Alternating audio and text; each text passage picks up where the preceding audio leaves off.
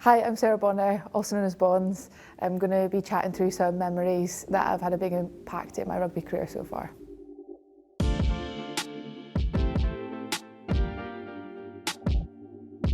So this first image is of one of my first sevens rugby matches for Loughborough Uni. I came to the sport pretty late in the day after rowing competitively for kind of GB age group stuff. And whilst on a break deciding whether I wanted to continue with rowing or not, I found rugby. Nolly, Daniel Waterman was the one that sort of got me into the door, and it was seven season, so ended up going down to Newquay to play sevens, and actually a pretty stacked team. I remember at the time Meg Jones was in the team. She's an absolute magician with the ball, and I was like, whoa, that's really cool. Amy Cocaine, who's now my Harlequins teammate and RAF teammate.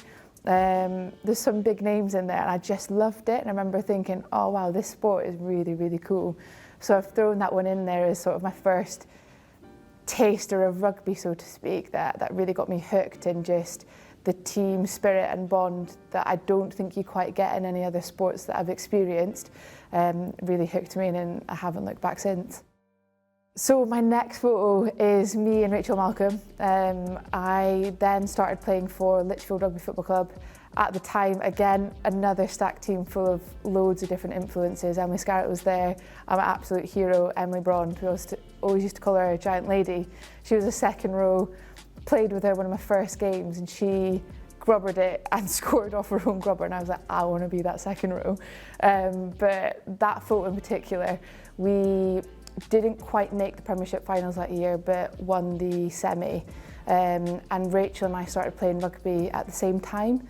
We started playing at Litchfield together, we got our first cap together, and I don't actually know what I would do without her, both on and off the pitch. So that one's a pretty special moment. We're celebrating one of the best games that we probably had at that point.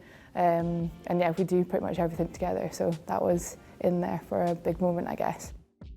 That's probably the most serious photo I've ever seen of us three. Usually we would have line-up meetings for an unnecessary amount of time, and there would be a lot of joking going on, but they're very serious. I put it to them the other day on a draft chat. I was like, caption this, but Shade, if it wasn't for him, I wouldn't be cap for Scotland. He saw something in me and believed in me and proper took me under his wing, and I really look up to him as a coach, and I know that if I've ever got any problems, either on or off the pitch, he's always at the other end of the phone, like a real influential figure within my career, and I'll always be grateful for that. And that photo in particular is probably saying something completely ridiculous that me and Emma are just baffled by, but no, that he's played a huge part of my career so far, and I really respect him as coach, and he's done a lot for me.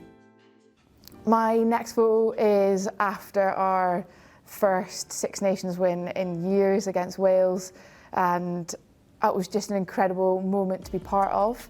In that team we had the likes of Tracy Balmer, Deborah McCormack, and they were, as I entered as a youngster and an inexperienced player, they again really took me under the wing and showed me the ropes, and to win and play alongside the likes of those players was really special, and to come away with that win, I think, was the start of the belief and the turning point for Scotland women, and kind of laid the path of the next few seasons to come, and what's hopefully going to come next season. It all sort of started with that team, the coach and staff, the management behind the girls as well. So that was a pretty special moment where I think actually we all realised that we can do this, we can play with the best of them.